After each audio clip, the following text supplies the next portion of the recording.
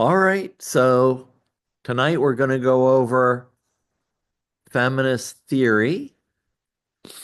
And, you know, when I was just taking my master's degree, I wasn't sure what I thought about all the new theories that I really hadn't heard about feminist theory in undergrad. Maybe you do now. Uh, but it turned out to be one of my favorite theories. Uh, and what I liked about it and what I still like about it is that and you don't just have to use feminist theory with women. It can be used with anybody. And my favorite clients to use feminist theory with are couples. Couple counseling, couples counseling is somewhat difficult. And you know, but feminist theory, if we look at kind of our gender role messages that we are brought up with, and maybe they fit us, maybe they don't. But if couples begin to share those messages with each others, because it's not only what we think we should be, but it's also expectations we have learned to place on others. And and sometimes it's healthy, sometimes it's not, sometimes it matches, sometimes it doesn't. Sometimes it fits us, sometimes we need to reframe them for ourselves. Uh, but a lot of times they're not recognized. And I just think it's really a good place to begin, uh, not only with individuals, but with couples as well. Any couple, you know. Um, so uh, so male, female, LGBTQ, any couple, I think it's good for. Um, okay, so let's talk a little bit about feminist theory. Feminist theory uh, is really a product of the era in which it was created. And I can say that about every theory, but specifically feminist theory, because, if we look at the time of the 60s, it was really talking about equal rights and for everybody. And feminism grew out of the, equal rights movement. And so, and that's also why it has a social component to it as well. There's no one theorist that you can point to, but I did list a few of the more important ones, the ones that mainly uh, wrote about feminist theory um, during that early time period. Uh, so a lot of people contributed to this theory. Some of the larger contributors or the more recognized names are Jean Miller, Carolyn Enns, Olivia Espin, Laura Brown. They had a lot of publications and were well known in the field. So if you are interested in this and you wanted to look up some readings, those would be names to look for. Um, so, feminist theory in particular originated uh, as a response to challenges and the needs of women during the 60s. And, you know, so back then they called them consciousness raising groups, but it was really, groups that talked about equality and uh, what's going into these mindsets that does not promote equality? How can that be changed in a positive way? Um, and so um, in the notes, there there's a lot of I don't know, I guess philosophy and kind of terminology that was used. So I'm gonna share that with you, but then I'm gonna talk about how I use it in therapy, which you might find useful as well. Um, so uh, a lot of times they had individual therapy, but they also had group therapy, they had couples therapy. Um, and so the four basic feminist philosophies, and I'll just read these to you. Liberal feminist, it's a focused on helping women over some of the limits and constraints of their socialization patterns. Goals include personal empowerment, dignity, self-fulfillment, equality. The cultural feminist. Oppression's the result of societal devaluation of women's rights and strengths. The goal is to infuse society with values based on cooperation. So you can see this is kind of a philosophy. Yes, it's good for individuals and groups and couples, but there's also advocacy on a societal level, wanting change to take place. Radical feminist looks at the oppression of women embedded in patriarchy. Their goal is to transform gender relationships, societal institutions, women's sexual procreative self-determinations. And socialist feminist position is that there are multiple oppressions and solutions to problems, which should include class, race, other discrimination. The goal is to transform social relationships. And so, I used to teach the multicultural counseling class, and, there are all kinds of theories for multicultural counseling. But I do believe that the early feminist theory uh, can go beyond, you know, feminism and women because, it really talks about equality for everyone. And so I think we can take these concepts and apply them to all types of, cultural experiences and, class structure and race and discrimination. And everybody receives all kinds of messages, not just, you know, gender-based messaging. Um, so I think, it can be taken a step further and applied multiculturally as well. Um, so in spite of various philosophical orientations that we mentioned, empowerment of the client and societal change are the goals in therapy. Um, and of course, and we even talked about it, like those older theories definitely had some gender biases. Look at Freud, also a product of their time. Uh, I think that we've come a long way, but we still have a long way to go. So this is still, you know, a pertinent topic. So, um, some of the ways they wanted to make this theory different than other theories. And I think, some theories uh, did strive for equality, like Rogers, but they didn't really spell it out like feminist theory did. So they want it to be gender free because it explains gender differences in terms of socialization processes rather than on the basis of true nature. And so, even though this began with the empowerment of women, I think it can be applied to everybody in society. They want it to be flexible.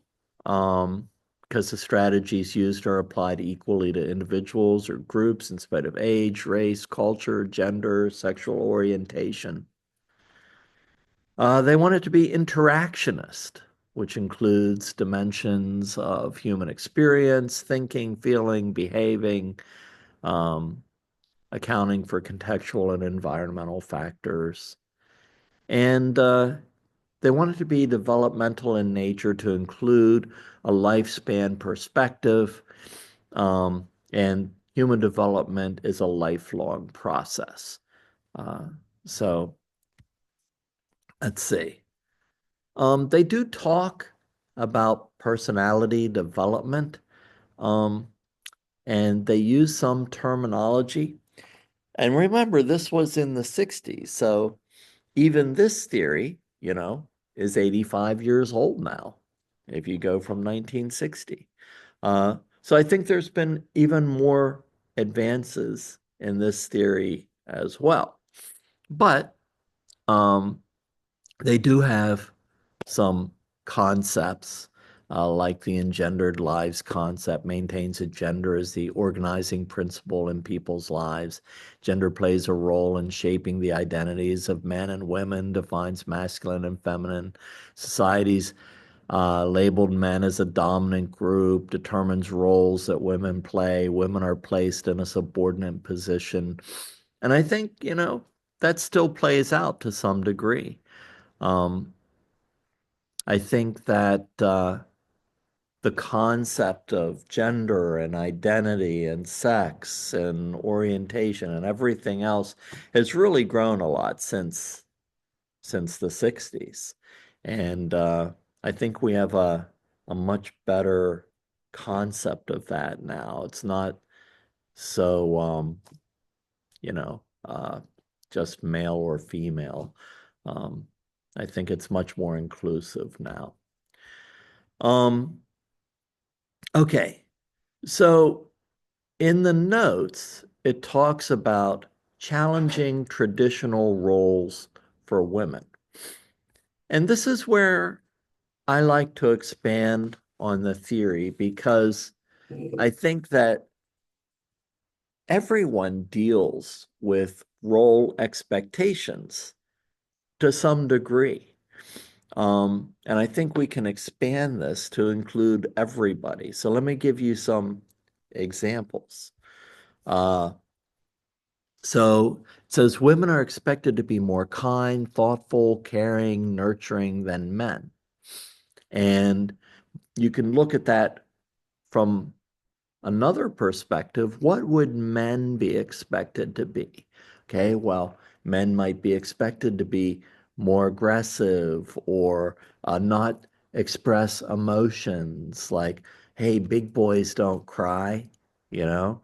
Um, so I think that, yes, I definitely agree that uh, these biased expectations are placed on women. And it's also a generality, not on every woman. Perhaps you were brought up differently. That's good. Um, but, I think expectations were placed on men and everybody, basically. So it's good to consider um, expectations or gender role messaging that anybody has received. And we've all received different messages. Another example is women are not expected to display independence or assertiveness because they are viewed as taking on masculine roles. And, men are supposed to be masculine, whatever that means. And so they might not be in touch with their feminine side, whatever feminine means. Uh, Women are seen as being emotional and intuitive. Women are labeled as submissive, passive, home-oriented, indecisive. When women don't behave in these ways, they're often viewed as unfeminine. Women are viewed to naturally have an interest in relationships versus accomplishments, and they're expected to maintain relationships rather than competing or striving to get ahead. And so I think it's important uh, to acknowledge these things. But remember, this was just getting started. This movement was just getting started. And so they were really identifying things that needed to be changed. And, I think that going through therapy and being a therapist, I had to address a lot of the gender role messaging that I received as a child. My dad was in the military, and you know, my mom wanted to really live up to certain societal expectations. And so they had received very specific messaging, and and I did as well. Um, when my dad put us to bed at night, he would take his rifle and, do drills in the hallway until we got tired of watching him, and he'd spin it around and throw it in the air and all that good stuff. Um, yeah, there was no storybooks with Dad. Uh, so yeah, we definitely got some interesting messaging growing up. Um, my wife and I now, we're both counselors, and so we didn't want our kids to receive bias or societal gender role messaging. So, you know, when we had our first child and every child since, uh, we painted their rooms a neutral color like yellow or light green or something like that. And, you know, um, we got them all kinds of toys, but it wasn't like Barbies or, things like that. And we let them pick what they wanted, once they were able to. Uh, it's whatever they wanted. If my son wanted a baby doll, go ahead. Um, so whatever it was fine. But it's almost impossible to escape gender role messaging, even if we watch like PBS and educational television and, even like children's channels. If you just look at the commercials or what the kids are playing with, or, you know, uh, even in 2025, you know, um, it's everywhere. These expectations and messages are everywhere. Um, so it's almost impossible to escape, but we can do our best. I know that when I was an elementary school counselor, one of the things I did was uh, I would do classroom lessons for all the grades, even kindergarten, and I would go in, and so I would do like emotional lessons, and it would be age appropriate, and I would do career lessons age appropriate, and they'd all ask me, well, what are you going to teach about careers to kindergartners, and so I came up with this lesson where I took pictures of all my friends, and you know uh, men and women and all different races and all different ages and dressed all differently. And they all had different careers. So it was real, you know. And then I'd list the careers on a piece of paper. And and then I'd put the pictures up on the blackboard for the kids to see, and I'd give them the list of careers. And I'd say, match the picture up with the career. Who do you think is what? Who do you think the hairstylist is? Who do you think, the army officer is? Who do you think the nurse is? Who do you think the doctor is? Who do you think the principal is? And of course, I picked friends who didn't fit the societal mold, you know, and the so, for instance, a woman was a doctor and in the military, and we had all different ages and races. And the whole point of this was that, you know, children even at that very early age in kindergarten, automatically begin to assume things. And so a girl in kindergarten might not think, oh, well, maybe I can't be a doctor or a pilot or in the military because guys do that. Or, maybe a boy in kindergarten might think, oh, I can't be a nurse or a teacher or, some other a hairstylist because, women do that. So what it does is it opens up the possibilities for them that no, that's not just for males or females. You can do that too. Anybody can do these. So what it does, it just opens up the possibilities for them. And no, these jobs do not have to do with sex or gender or anything like that. They don't have to do with race. They don't have to do with age. You too can do what you really want to do. And so they begin to see new opportunities, with just this simple little lesson.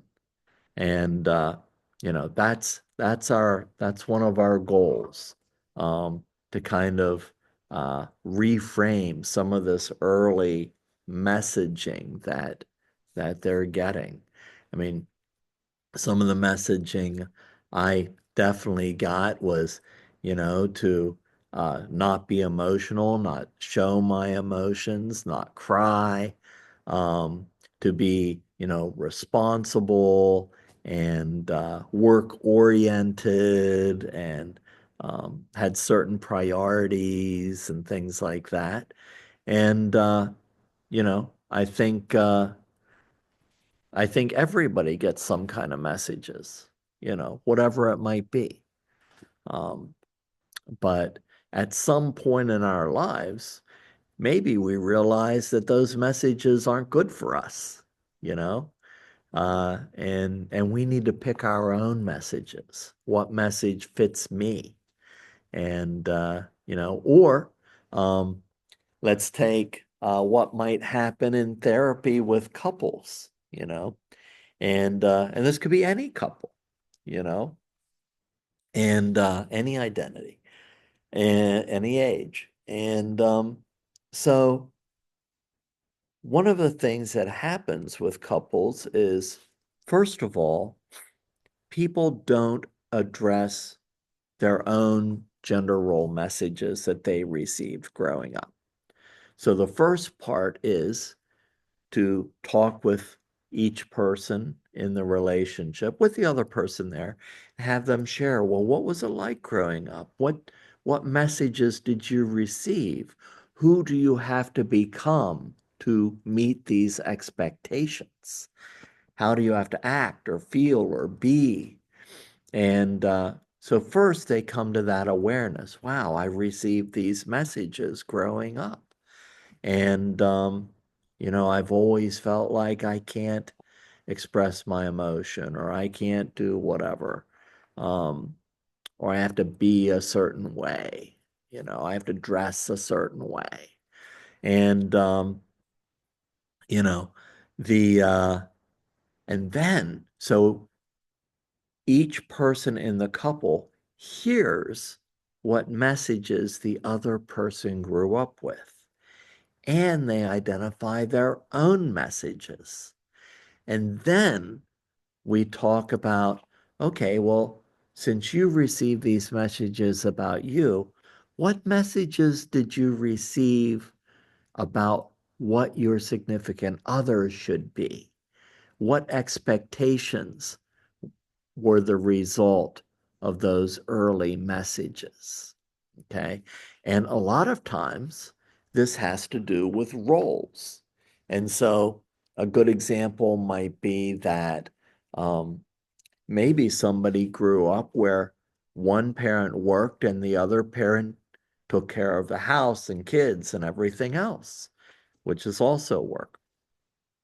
But uh, today, both parents might work and, you know, and yet so many expectations are placed on one of the parents because they're often expected to fulfill household duties or child duties or whatever it might be and work. So the expectations are skewed now. Um, and the messages are different for everybody, but that's just one example of what might happen. And so we begin to process not only our own messages, but they hear the messages that their significant other grew up with as well. And then we talk about the messages that turned into expectations, unconsciously almost, for their significant others. And in many cases, they don't match up. But they've never talked about it. They've never talked about what it was like, what messages they received, why they are a certain way, whether they feel good about their own messages. And then we have to process, okay, well, first of all, let's talk about you as individuals. Do you agree with the messages that you received growing up? And or do those messages no longer work for who you are or who you want to be? Do you want to change those messages and give yourself a new message to own? Because you're an adult, you can make your own messages now. And and so first we work on individual messages, and they come up with what's valid for them now. And they still might hold on to traditional messages, or they might make their own new messages. But, I try to encourage and empower them. Whatever works for them is okay, as long as it's about them. Placing expectations onto the significant other is a little different, though. And that's the next step in the process. They have to agree on those messages and come to some type of understanding, compromise, development, growth, whatever it might be. A lot of times people don't even realize they're placing kind of biased expectations on the other person in a relationship until we begin to talk about it. Um, so, what I'd like to do now is I'd like to just take a little time. I gave you a few examples from me, but I'd kind of like to see if you had any messages growing up, or maybe if you have kids, what do you think those messages are? Uh, what messages did you receive growing up?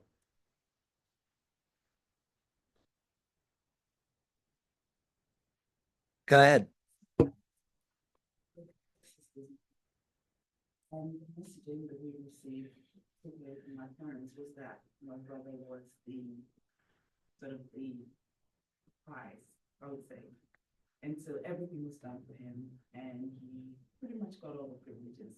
And all the girls were raised to cater to him. And when I look at that messaging later on in life, he's about maybe a couple of years younger than me. We can see that he's taken that message through his life, and he expects that women will cater to him. And it's so hard to undo. How's that working out for him? Not very well. But even then, you still see that expectation from him that things should go my way. I think one of the things that I would say from my family and my husband is that we have accepted this, we have, well, sort of taken up this idea of parenting where we accept and allow. And so we allow our children to think how they choose to think, to dress how they choose to dress, to sort of view the world how they choose. And once we accept and allow, we find that there's less resistance in parenting them. So that has worked for us. But again, it's not conventional, but it is what works for us. Yeah, that sounds good. So with kind of the male sibling receiving a lot of attention and everything, how did that affect you? Well, it affected all of us Yeah. because super um driven and super like we feel like we have the need to do everything for our husband, Mm, and we're like we find ourselves like we're so I don't know how to describe it, just very almost in a panic to cater to mm. yeah. So and that's how we Like if I don't fulfill this need, then something's wrong. yeah. Yeah. And it's a really hard thing to undo because we've sort of been engineered to think that. But again, we're trying to do something different with our kids. Yeah. Yeah. Yeah. So you came to this realization. You're giving new messages to the kids that they can be their own person, but you still kind of have to overcome that childhood message for yourself. All right. Yeah. What else?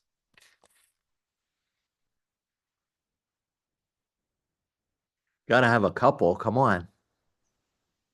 Go ahead. I'll jump. So mine was an odd mix of very traditional gender roles, mainly from my grandparents, but even those were a little mixed up because they were both in the military. She was a wave and he was in the army. And so there was a feminist streak through very traditional roles.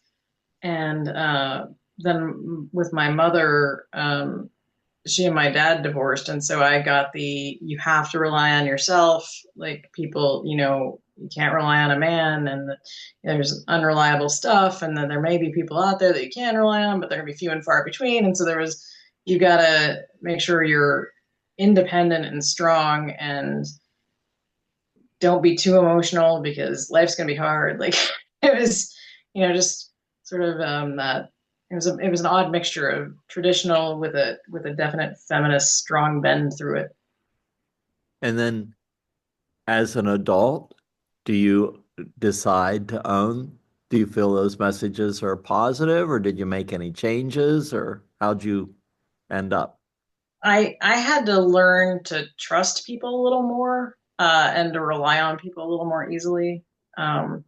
I think I was a little bit too independent early on, and I had to learn maybe how to be healthily interdependent in relationships.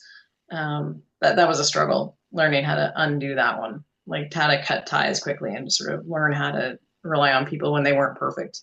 Yeah. Yeah. Yeah. Yeah, so allowing oneself to trust is one of the most difficult things to do because in order to trust, we have to become vulnerable. We have to take that risk. Yeah. Yep. I was not taught that. Yeah. Yeah. Yeah. That's a tough one. Yeah. Thanks. Colin, do you have something to share?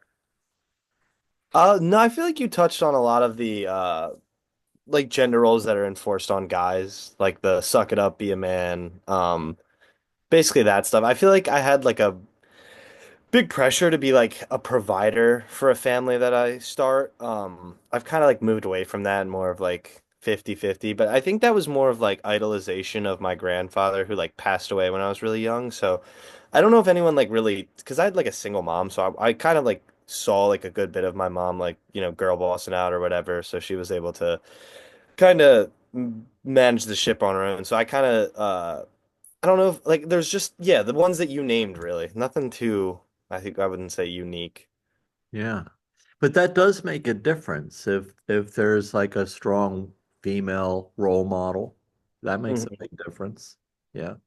Irene, what you got? It was a weird mixture of it has to do with emotions and being an emotionally intelligent person or like an intense person or just like a caring, intuitive, like being my skill from my personality, but getting weird messages about only being emotional when it serves other people and not when it's inconvenient to others, when it has to do with myself, um, or that it's just like a woman thing and it's not, it's because I'm a woman. So, and I should try to be more rational and masculine and not let that get in the way of my life and what I do, productivity, being a hard worker, being independent. So, kind of being discouraged as like a natural skill or something that I might like because I like interpersonal connection and having it be shamed for being too much or not the way that other people would like it, Mm-hmm. type of thing. So that's kind of how you ended up now seeing it as a positive rather than a shaming aspect. Yeah, Exactly. nice. Good. Anybody else? All right. Well, let's go ahead. Yeah. Very driven, very sort of high achieving individual, woman. I feel like sometimes we're like less feminine and you don't get any help. Like I don't get any help because it's like, oh, you can do it. You're strong. Hmm. You're go-getter. You can. Nobody sees the vulnerabilities and the sort of the difficulty of doing what you're doing. And so sometimes it's difficult because society is sort of um, programmed to think that if a woman is strong, then they don't need any help. And so that makes it really difficult to even ask for help because, well, you're the problem solver, you're the one who knows all the answers. So it becomes really difficult as well. So not only is it hard for people to ask, hey, do you need help? But it's also hard to ask for help. Yeah. What do you think added that kind of more driven part to yourself?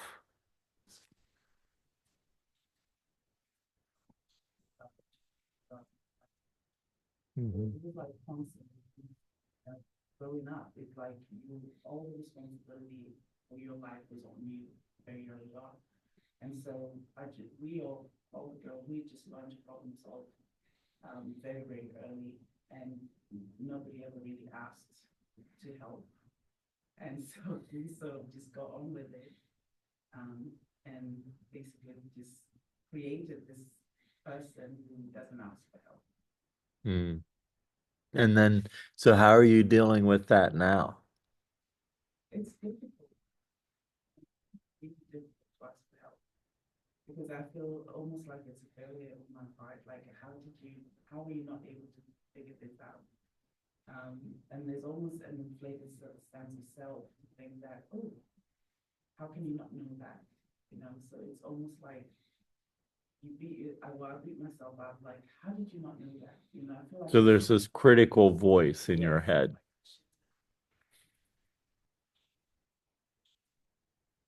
without giving myself the grace to be able to ask. Yeah. All right. Yeah, that's a good example. Yeah. All right. Good examples. Thanks. Um, so, that's one thing that I do that plays out in therapy. And of course, there's more than that, but that's kind of the beginning of kind of this self-awareness of why am I this way? Is this who I want to be? Are these the messages I want to carry with me into this relationship or even for myself, if it's individual therapy? And, you can think about all different populations and how this might play out with all different people from a more multicultural perspective. Imagine all the messages everybody's getting, not only from parents, but from society or peers or whatever. And, hey, there's a lot of negative messages out there for sure. There's no shortage of it. Um, so, but I think the messages that we give ourselves and choose to carry with us need to be positive, so we kind of have to address the negative ones as well, the ones that might have bias or prejudice or unreasonable expectations or whatever. And we have to replace them with positive things, things that we want to accept and live with. Um, so yeah, so that's kind of the beginning of of this process. And then so feminist therapy has five principles. And the reason I just outlined these specific things, the five principles, the philosophies, is because these are kind of the foundational aspects of this theory for you. Um, so the personal is political. The fundamental goal of feminist theory is social transformation. Societal reorganization frees men and women from the constraints placed by gender role expectations. And so, yeah, I think that's kind of like advocacy, we would call that today, advocating for equality and things like that. The second one is like the counseling relationship is egalitarian. And that's really person centered. That's Rogers. We're equals. I just happen to have some training in therapy, but as human beings, we're equal. The client is acknowledged as authoritative and a valuable source of knowledge. Client actively participates in defining themselves, while the therapist is another source of information, not the expert. And the client and therapist share power. So that's definitely from person centered. The third one is women's experiences are honored in order to understand their distress. The goal of therapy is to replace the patriarchal objective truth with feminist consciousness that acknowledges a diverse way of knowing. And so, you know, this is about, you know, kind of processing experiences that were negative, at all different levels, you know. Um, Reformulating the meaning of distress and mental illness. I think this one hit me the most, from a therapeutic viewpoint. Um, Intrapsychic and intrapersonal experiences are only a part of the explanation for the pain. Distress is seen as communication about an unjust system, while pain is seen as evidence of resistance and the skill or will to survive. So that's really a reframing of a person's, life experience. Um, it kind of moves it from, you know, almost from being a victim to being a survivor of it. Yeah. And so this is pertinent on so many different levels from a multicultural perspective. And I guess a personal example would be that, so even though um like I said, I was raised on a lot of military bases, and um I think my parents did a good job of you know basically teaching me about equality and um you know uh not being biased or prejudiced. I still think everybody has bias, but um they at the time, they did their best with that. And but what I didn't realize was basically the concept of privilege. And so um, when I just started college, uh, I went to Duquesne, first time away from home, and there was another new student, and he was having trouble finding a roommate. And he was 6'5", black male. And, I guess there was a lot of bias that, I said, hey, I'll be your roommate.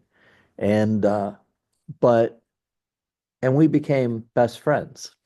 But just spending every day with him, going shopping with him, uh, walking around Pittsburgh with him, going into a restaurant with him, whatever it might be, I began to witness basically how he was treated versus how I was treated. And, people would follow him around stores to make sure he wouldn't steal anything. Policemen would watch him, and, you know, um, women would, hold their bags, all the stereotypical prejudice and bias. But I had never experienced that. So, you know, me doing my best to, see everybody as equal, I still hadn't been aware of, how I had not experienced that and how he experienced it every day of his life in some way. Um, and, I also, we talked about how, he had to manage different situations, whereas I didn't even think about managing a certain situation. And so it was really an eye-opening experience for me, and I learned a lot. Um, and now I see it all the time. Now I'm aware, and yeah. So I think that speaks a lot to this point, or this point speaks to that experience.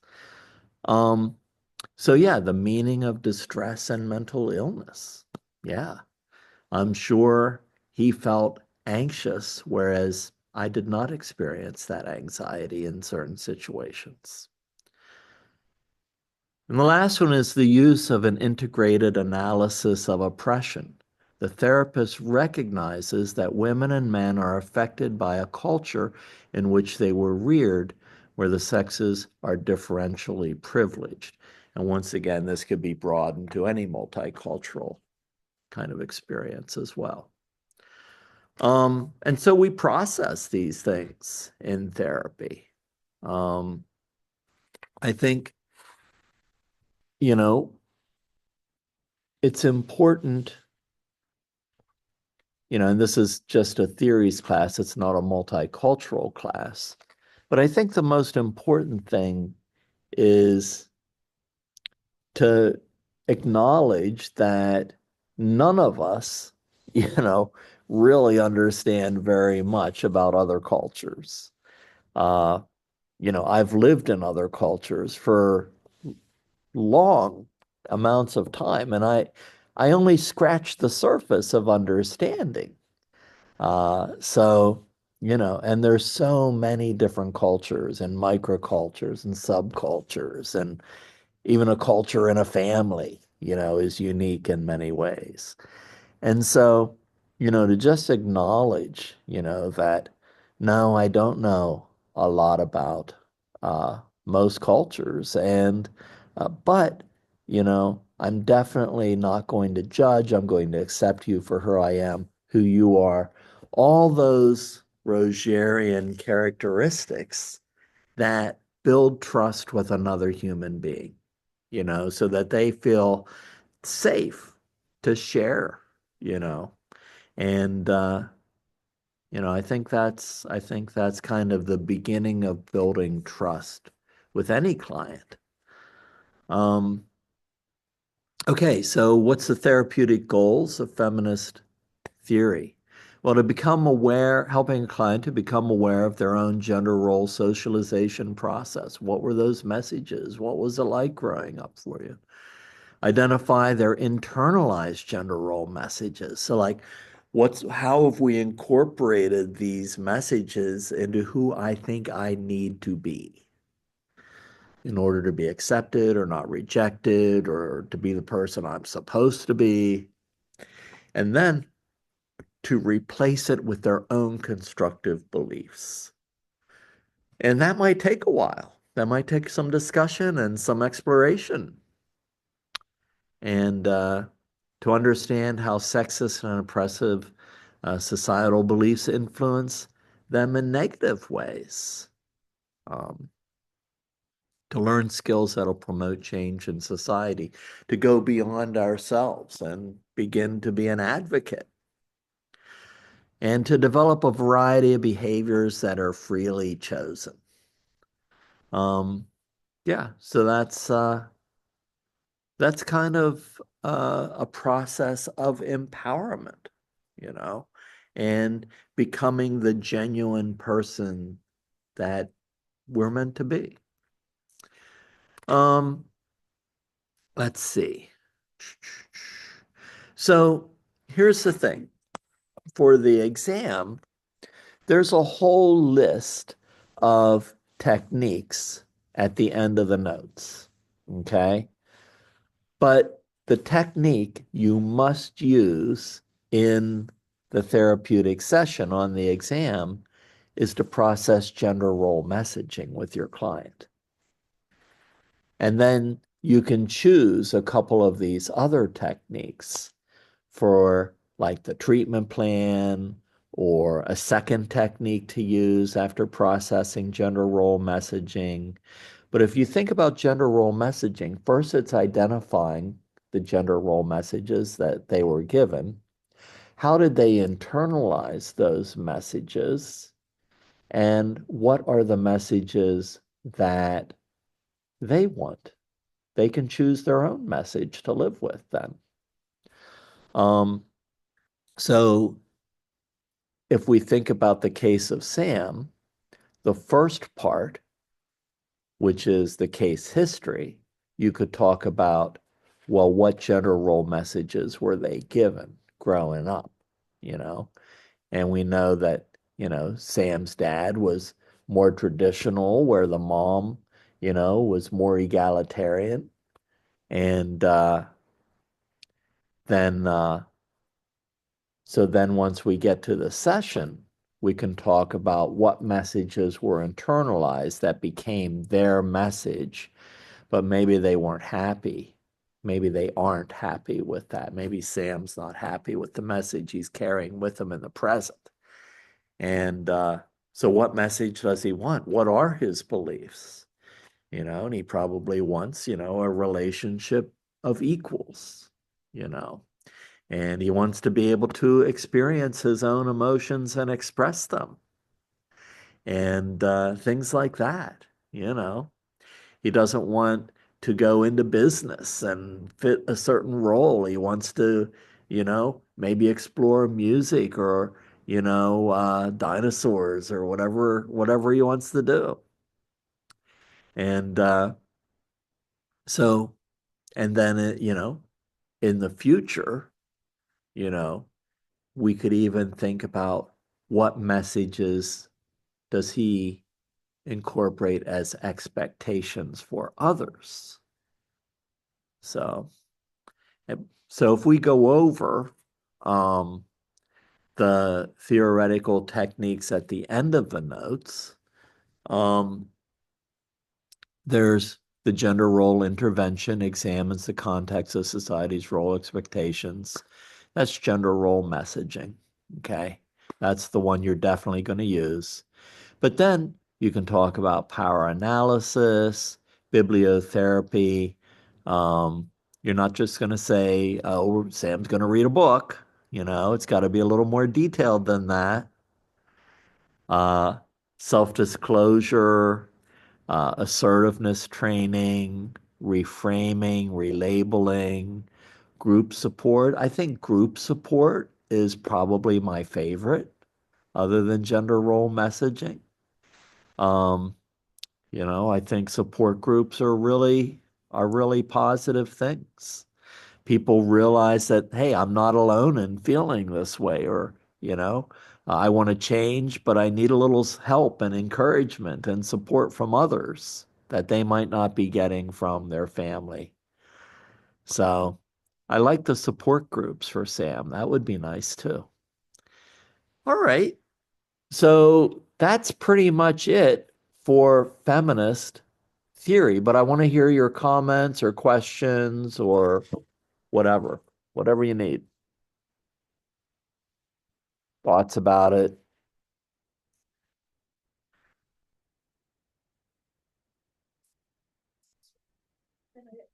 Before I actually read it, Yeah. I kind of had like an idea in my head. I mean, like, I think it started out for women, but like we realized, hey, everybody needs this. Yeah. Life in general. And then when I started actually reading the notes and like looking at it, I was like, oh, okay. It's not just as if. Yeah. Yeah. I mean, it definitely began, women focused, but I think everybody needs this. Yeah. Irene. Yeah, so can you kind of say some thoughts about when we said like equality in a dynamic or like a couple or relationship that you were doing the therapy for, and how there's people view equality differently, and I don't know, I just had a thought of equality not being everyone doing the same thing all the time, but being, strengths and individual unique skills, being in I get it. harmony with the other Yeah. So type of thing. think about it this way. So, you know, in kind of today's society, there's kind of a definition of what equality should look like. But even that isn't reality for many couples. So, for example, it's more equality or the right gender role expectations for one another. They simply have to agree on those expectations. And so, for example, there might be two people who were both raised in a more traditional form, and that's what they both want. And that's okay if that's what they both want. So, we're not imposing equality on the clients, but they have to come to their own decisions for themselves first, and then they have to agree as a couple about those expectations. So it could be very traditional relationship, but it doesn't have to be. It could be anything, but they have to agree on it. Does that answer your question? Yes, exactly. And to me, the whole theory is kind of about um, embracing everyone's own unique strengths, and it's more of it goes beyond gender, like when you were explaining it, and just what everyone brings to the table and how we treat them Yeah, as you know. definitely. All right, let's take a 10-minute break and then we're going to watch our student video. So don't go away. Come back in 10 minutes. Can I just ask you a quick question? Yeah.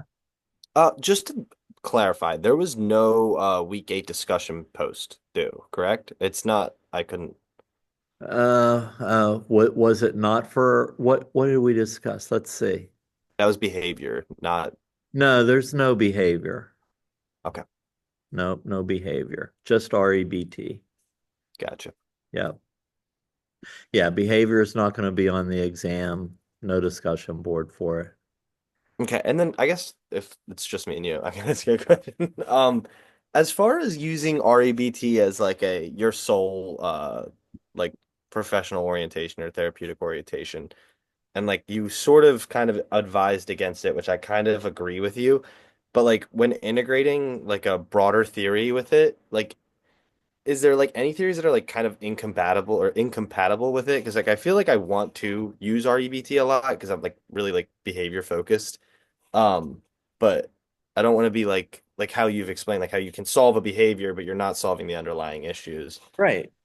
So, um, it's not so much solving a behavior, it's solving an irrational thought. Hmm. Irrational thought ends up in feelings and then behaviors. Yeah, So, yeah, yeah, so yeah. I think no matter what theory you use, clients are still going to struggle with their rational thoughts. So it kind of goes with almost anything. Okay. Yeah, Okay. Thank you. sure. All right.